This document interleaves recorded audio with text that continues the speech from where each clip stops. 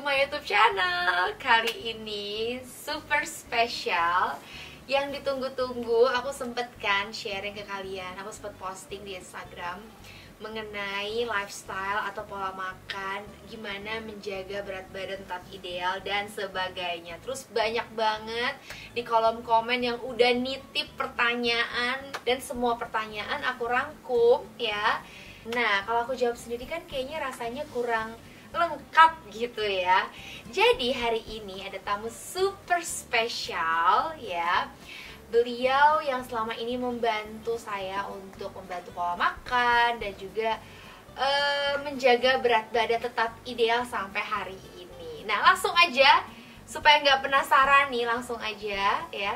Kira-kira siapa yang aku undang, yaitu Dr. Samuel Huntoro. Halo dokter. Halo Sandy, halo. Akhirnya semuanya. Ya dok ya, bisa juga kesampaian untuk ngobrol-ngobrol bareng Dr. Samuel ya.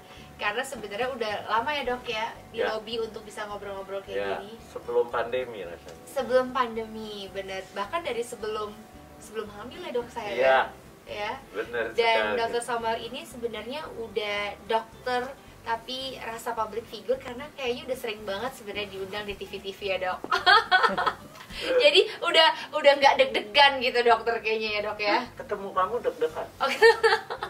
Kenapa dok deg-degan? Nggak tahu. Oh gitu, karena pertanyaannya bakal banyak kayaknya dok ya. Ya.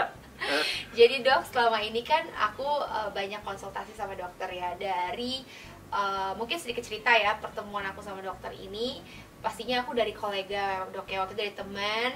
Terus akhirnya aku coba konsultasi karena ada momen memang sebenarnya nggak ada masalah dengan berat badan waktu aku datang guys, tapi aku mulai mau program kehamilan saat itu. Dan waktu itu pengen sebelum masuk ke kehamilan, sebelum memang hamil, aku pengen berat badan itu lebih stabil lagi, diturunkan supaya saat itu pemikiran aku supaya pada saat aku hamil nanti setelah melahirkan itu nggak melonjak tinggi.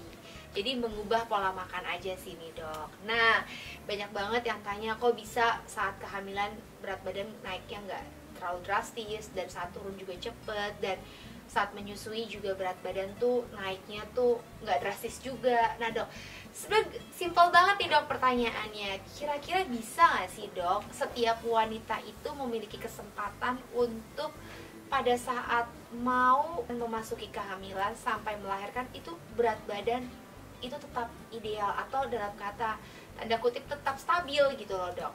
Kenaikan pasti ada ya dok ya, cuma maksudnya nggak sampai overweight sampai menyusahkan diri kita juga gitu dok. Memungkinkan nggak dok? Sangat memungkinkan. Oke. Tapi memang wanita kalau mau hamil itu ada beberapa batasan.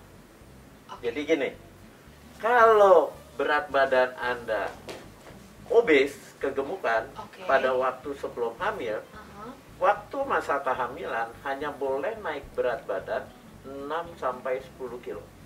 6-10 kilo. Dan harus naik paling tidak 6 kilo ya. Kalau ideal itu naiknya berat badan minimal 10 maksimal 15 kilo.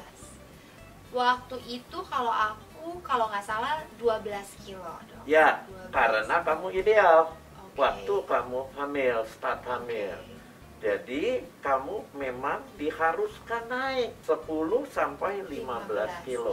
Dok, kan banyak nih mereka tuh berpikir bahwa oh pada saat hamil ya udah makan sebanyak-banyaknya nggak masalah, yang penting nanti setelah melahirkan baru fokus ke bodinya gitu, baru menurunkan gitu. Itu kesalahan. Jadi dalam pengaturan makan wanita hamil kita juga harus menjaga. Jangan makannya kebanyakan gula, karbohidrat sederhana, tepung, itu harus dihindari. Kemudian terlalu banyak kandungan lemak, daging yang berlemak, makan ayam dengan kulitnya, terus makanannya banyak digoreng, itu sangat beresiko di kemudian hari. Nanti setelah dia melahirkan, itu berat badan dia akan naik. Jadi sangat mungkin Anda hamil, setelah melahirkan, Anda akan segera langsing lagi. Kenapa? Karena naiknya berat badan juga nggak boleh berlebihan, ada batasannya. Jadi mindset yang bilang kalau hamil, pada saat hamil, udah mumpung hamil buat 2 orang, makannya buat baby sama ibunya, makan apa aja dia sikat semua Nah, gitu dok. itu yang keliru. Makannya pun waktu hamil, kebutuhan wanita hamil memang lebih tinggi dibanding Betul. wanita yang Tidak hamil. tidak hamil. Ya. Kebutuhannya kira-kira itu 1 hari harus dilebihkan 300 kalori kira-kira. Kira-kira. Nah, 300 kalori itu kan ada komposisi makanan, ada karbohidrat, ada protein, ada lemak, ada sayur, buah, ini vitamin dan mineral dan serat. Nah, komposisi ini yang harus kita atur. Memang saya kalau nangani wanita hamil itu harus menambahkan kalori sekitar 300 kalori. Tapi penambahannya itu jangan nasi sejumlah, makan ayam goreng, makan ikan goreng, Bukan ice cream atau bukan misalkan, es krim, terus makan cake, minum lagi teh yang manis, minum kopi-kopi yang manis, itu kesalahannya. gorengan gitu. Iya, Jadi apa dok ya 300 kalorinya itu dalam bentuk apa dok? dalam bentuk karbohidrat, karbohidratnya yang kompleks. Karbohidrat itu bisa nasi, tapi nasinya dipilih yang berserat. Nasi yang kompleks, yang kenaikan kadar gula darahnya pelan-pelan. Apa? Nasi merah, nasi hitam. Nah, pokoknya nasinya harus berserat. Karena memang saat hamil karbohidrat itu sangat penting, ya dok. Penting. Karena tenaga juga Jadi ya. bukan hamil itu terus Anda diet supaya nanti nggak naik berlebihan. Nggak boleh. Nggak boleh. Karena ada makhluk hidup di dalam tubuhnya yang perlu makan. Bukan hanya Anda wanita yang makan, tetapi si embrionya, babynya di dalam itu perlu makan. Jangan lupa wanita hamil itu harus banyak makan sayur dan buah. Kenapa? Karena punya kecenderungan wanita itu mengalami kesulitan buang air besar. Oh, oke. Kalau Anda asupan si sayur dan buahnya cukup banyak dan minum Anda harus cukup, buang air besar lancar, no problem. Jangan lupa habis melahirkan, para ibu-ibu itu harus olahraga. Jadi sebenarnya yang bisa aku rangkum adalah orang hamil itu tetap harus makan sudah Ya, pasti ya dok. pasti. Tapi apa yang dimakan itu yang menjadikan Ya. berat badan kita itu tetap stabil Betul atau sekali. enggak. Jadi sama-sama makan, tapi yang satu makannya adalah gizinya lebih bergizi ya, sesuai yang sama dokter tadi. Mungkin dari nasi diganti nasi merah, perbanyak sayur-sayuran, terus protein harus masuk, tetap harus daging, ayam, tapi mungkin ayamnya ayam tanpa kulit, tidak digoreng, bisa direbus ayamnya, macam-macam, nggak usah digoreng, Sandy. Bisa dibakar, dipepes, di steam, di sup, di grill, silakan. Jadi sebenarnya pemilihan makanan dan cara proses makanan itu ya dok ya. Betul sekali. Jadi sama-sama kenyang, tapi apa yang dimakan itu justru lebih berkualitas, lebih bergizi untuk si anak. Bonusnya adalah si berat badan ibu tetap stabil, ya dok ya, betul ya dok ya, kurang lebih seperti itu ya. Kalau perempuan nih dok, kehamilan tuh ya pengennya tuh makannya suka aneh-aneh dok. Makannya makan mie goreng lah, terus makanannya tuh suka yang berminyak-minyak. Itu kayak gimana dok? Maksudnya boleh nggak sih sekali-sekali misalkan, atau kalau bisa tidak sama sekali dok? Boleh, sekali-sekali boleh. Kenapa? Karena tubuh kita kalau masuk zat-zat yang berbahaya, dalam arti maksudnya bukan keracun, tapi sesuatu yang bisa menumpuk lemak. Kalau hanya sekali-sekali, silakan. Tubuh punya kemampuan untuk memetabolisme zat-zat gizi yang masuk, termasuk si minyak goreng. Tapi ya jangan tiap hari dong. Betul. Jadi mungkin tahu diri lah ya dok ya. Misalkan seminggu sekali kita makan cake ya dok, yang manis-manis gitu. Jangan setiap hari pagi siang malam kita makannya manis terus. Itu yang menjadi masalah ya dok. Itu yang berbahaya. Itu yang berbahaya ya dok. Dok, ada lagi, kalau misalkan memasuki kehamilan memang kondisi berat badan si calon ibu ini memang sudah overweight, itu disarankan sebenarnya dok diturunkan dulu atau udah nggak apa-apa bablas aja, hamil aja gitu? Itu gimana dok? Kalau datang sebelum hamil Sebelum ke saya, hamil dok misal? saya pasti akan menurunkan berat badan. Kenapa? Oke. Karena orang yang kegemukan itu punya kecenderungan menderita yang namanya PCOS. PCOS itu Polycystic Ovary Syndrome. Dan itu sel telur Anda nggak pernah matang, yang dikeluarkan dari induk telur nggak pernah matang untuk siap dibuahi oleh sperma. Jadi biasanya orang obes itu sulit hamilnya. Tapi kalau dia Sudah obes, hamil, ya saya atur makannya. Tapi pengaturan makannya yang kembali seperti tadi. Selama kehamilan naik berat badannya hanya 6-10 kilo. Jangan udah obes naik berat badan 20 kilo, 15 kilo. Itu kelebihan. Berarti siapapun kalian yang mungkin kondisinya sadar diri nih, aku lagi overweight dan belum hamil ya dok ya, ada baiknya jangan program hamil dulu, tapi justru ubah pola hidup dulu lah sih dok, pola makannya, supaya lebih healthy, lebih sehat. Begitu turun baru mulai program kehamilan. Betul. Bener nggak dok? Betul. Gitu ya? Dan kalau yang ingin program kehamilan, bukan hanya istri yang harus diturunkan berat badannya. Gitu. Ternyata laki-laki yang obes, terutama yang sangat berlebihan, spermanya kualitasnya tidak baik. Sperma itu penting.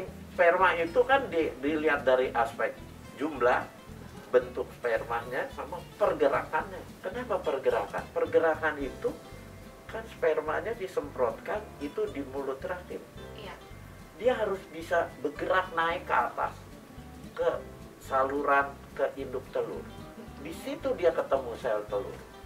Nah, kalau kualitas spermanya, pergerakannya lambat, bagaimana dia bisa naik ke atas?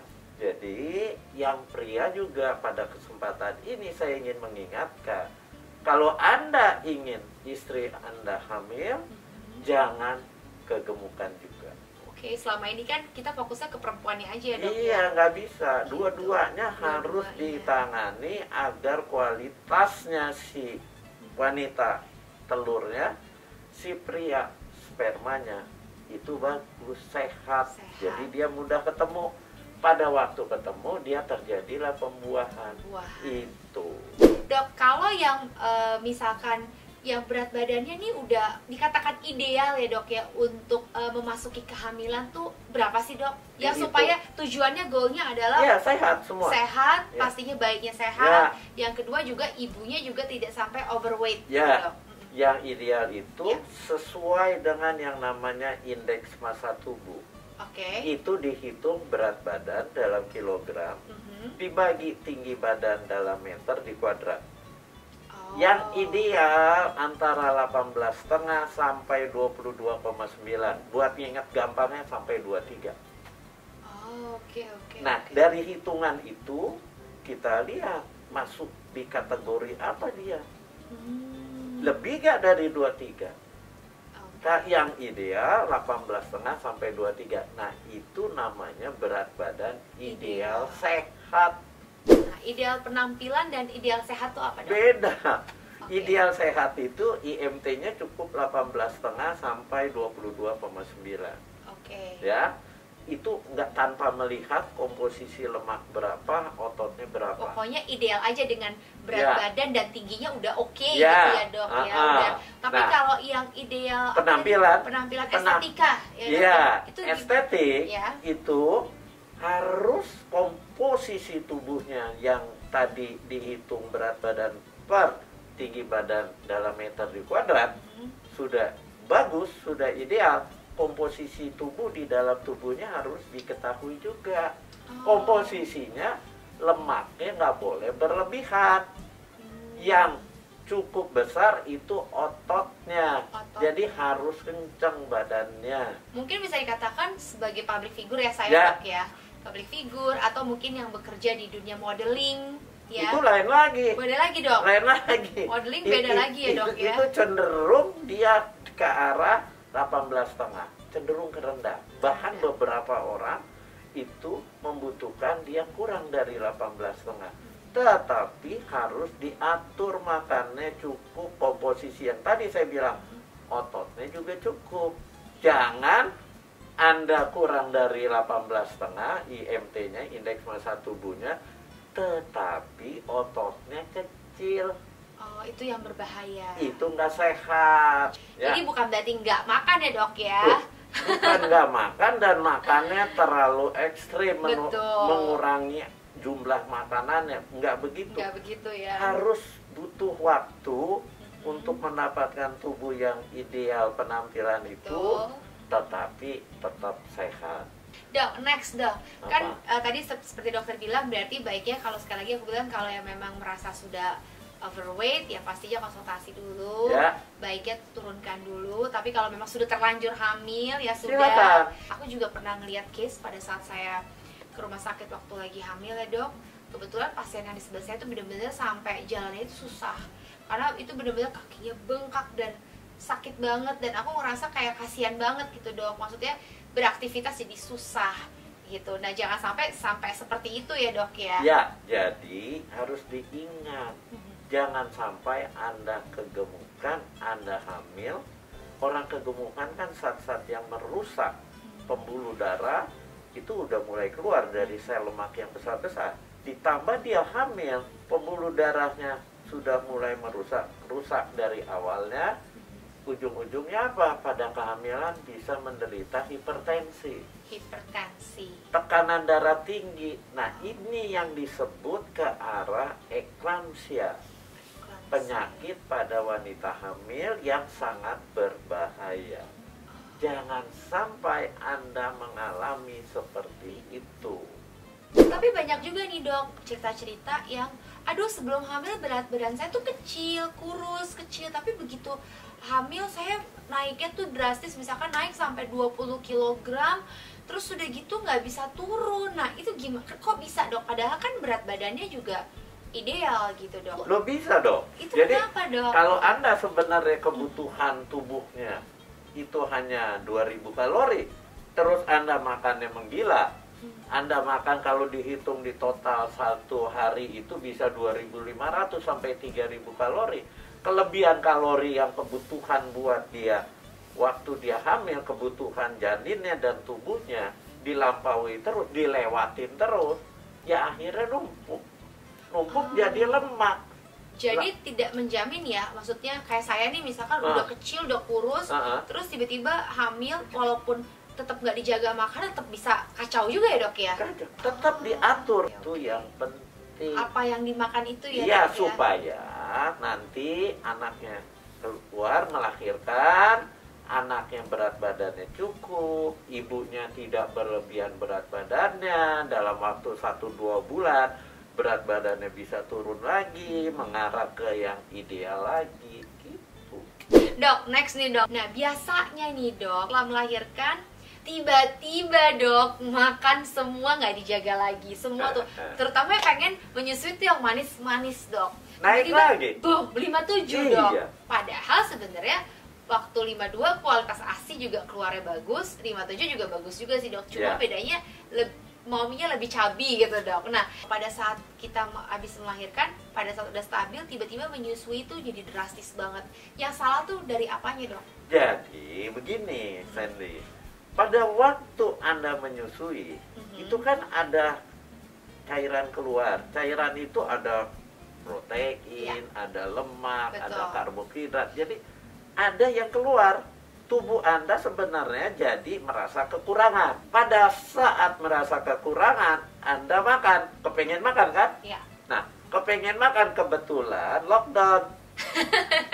Anda tinggal telepon, pesan, pakai jari, gitu ya, dok, ya, online ya. datang makanan semua. Yeah. Akhirnya kebiasaan dulunya, kebiasaan pola hidup yang salah itu kembali. Tapi kan katanya banyak yang bilang kan, aduh kalau lagi menyusui makan mah apa aja, nggak boleh pilih-pilih, pokoknya semuanya sikat gitu dong katanya. Jadi gini, tadi kan waktu hamil makan harus lebih banyak 300 kalori dari kebiasaan. Betul. Setelah Anda melahirkan menyusui, itu makannya harus lebih banyak lagi, antara 400 sampai 500 kalori dari kebiasaan makan Anda.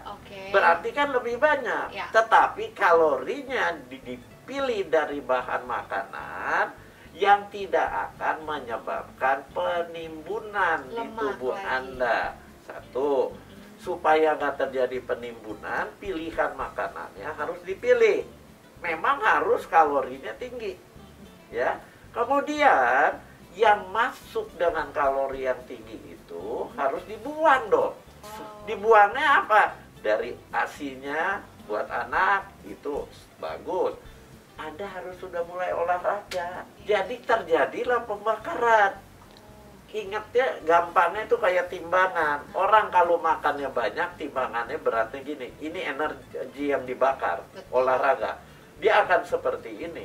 Tapi begitu Anda olahraga lagi, ini akan begini lagi. Begini seimbang, Anda tidak akan naik berat badan. Jadi kalau habis melahirkan yang sedang menyusui, katanya jangan olahraga, nanti ASI-nya terganggu. Salah. Itu enggak ya dok? Tetap olahraga, tapi makannya harus diatur.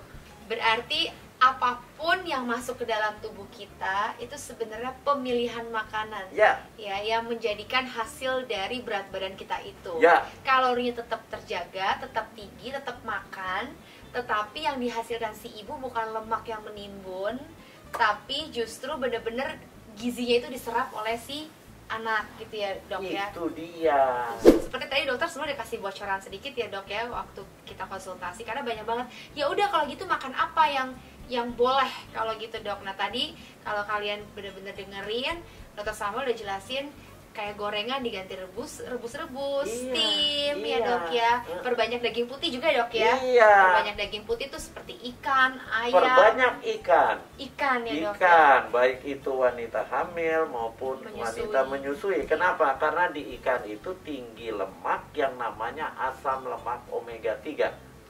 Asam lemak omega 3 itu terdiri dari EPA-DHA. DHA ini sangat penting buat perkembangan otak si anak. Tapi dok, ada loh komen yang bilang kayak, ih kok makannya rebus-rebus steam, anak itu tuh butuh lemak yang banyak. Itu gimana dok? Ada lagi yang ngomong kayak gitu? Kan saya bilang, lemak yang banyak itu harus lemak yang baik. Lemak baik itu adanya di mana? Di ikan laut dalam. Jadi bukan digoreng-goreng, bukan begitu ya dok ya? Kalau digoreng itu namanya memasukkan asam lemak trans. Trans itu asam lemak jahat. Nah pertanyaannya kan lemak sehat itu apa? Simpelnya biar semua orang tahu, mudah dicerna, ikan. Jadi kalau makan ikan, contoh ikan bandeng, itu di bawah insangnya lemaknya banyak. Itu dimakan, jangan dibuang. Karena itu mengandung asam lemak omega 3, ya. Kemudian lemak yang sehat apalagi? Omega 9. Omega 9 adanya di mana? Canola, olive oil, kacang-kacangan. Tapi kacangnya jangan digoreng dong. Diapain dong? Kacang rebus, kacang disangrai. Nah, itu yang bagus. Kemudian asam lemak omega 6. Omega 6 dari apa? Kedelai. Ya, minyak kedelai itu bagus, tapi minyak-minyak yang bagus ini jangan dipanaskan, artinya jangan buat menggoreng. Kalau nggak sama juga bohong ya dok? Ya. Jadi benar-benar hanya untuk seperti kalau dokter bilang oseng-oseng aja gitu ya dok ya, sedikit-sedikit. Gitu ya, harusnya juga sebenarnya tuh minyak nggak boleh dioseng-oseng, nggak boleh kena panas. Jadi harus diapain? Setelah diangkat sayurannya baru dressing. Oh, dressing aja. Karena kalau dipanaskan namanya minyak-minyak yang sehat itu akan rusak. Menjadi asam lemak trans juga, asam lemak yang jahat juga. Sudah paham guys? Susah kan? Tapi sebenarnya bisa ya dok ya. Semuanya tidak ada kata susah. Selama Anda punya niat, mau sehat, anak Anda juga sehat. Bonusnya berat badan. Betul, penampilan. Jadi jangan kejar penampilannya, tapi usahanya nggak mau ya dok ya. Iya, kejar sehatnya. Gitu, kejar sehatnya. Karena banyak juga sih kan dok, kalau orang hamil atau menyusui itu kadang surrounding juga dok ya. surrounding orang-orang di sekitar kanan kiri, mungkin kayak keluarganya atau misalkan ibunya, mertuanya dan lain-lainnya tuh mungkin yang ayo makan makan. Nah itu kadang-kadang jadi akhirnya kita makan semuanya deh dok. Ya nggak boleh ya. Berarti harus mulai dikasih pengertian juga. Kasih pengertian bahwa makannya pun harus yang sehat, bukan arti makan sembarangan, semua disikat, bukan. Nanti Anda terkaget-kaget pada waktu berat badan Anda naik udah 10 kilo, kaget, waduh, kok baju sempit semua. Tapi dok, ada juga mindset yang kayak gini dok, ya udahlah kan udah melahirkan, udah menyusui, biarin aja bablas gitu dok. Gak bisa, yang mindset Anda saya harus sehat. Kenapa harus sehat? Karena anak saya ini masih sangat kecil, baby. Kita kan harus mempersiapkan si anak sampai menemani dia sampai benar-benar dia lulus sekolah, bisa cari nafkah sendiri. Itu kan butuh waktu paling nggak 22-23 tahun. Artinya, mindset Anda harus berpikiran, saya sebagai seorang ibu harus bisa menemani anak saya sampai dia benar-benar mentas.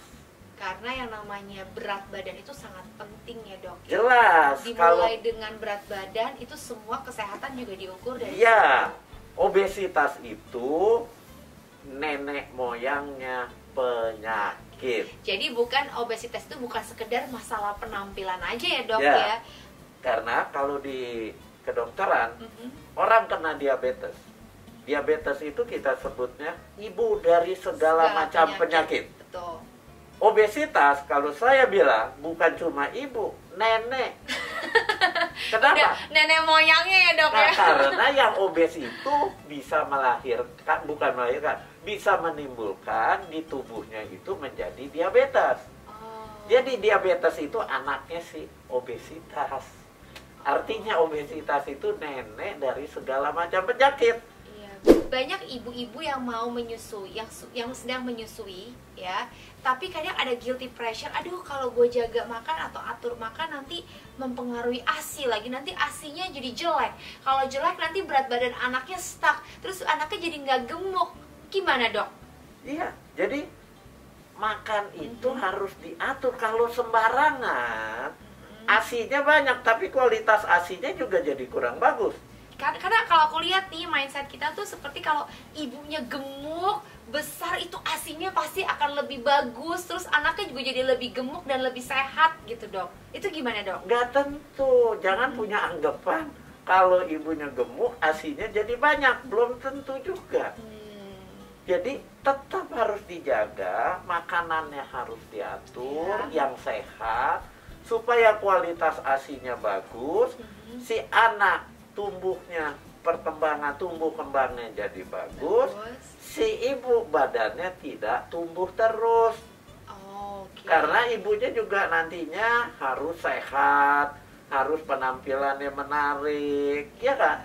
Kalau Anda makannya bebas terus, kelebihan terus, nggak ngejar, walaupun menyusui, berat badan bisa naik terus. Ada satu parameter cara untuk melihat ASI si ibu itu kualitasnya bagus apa enggak, gampang.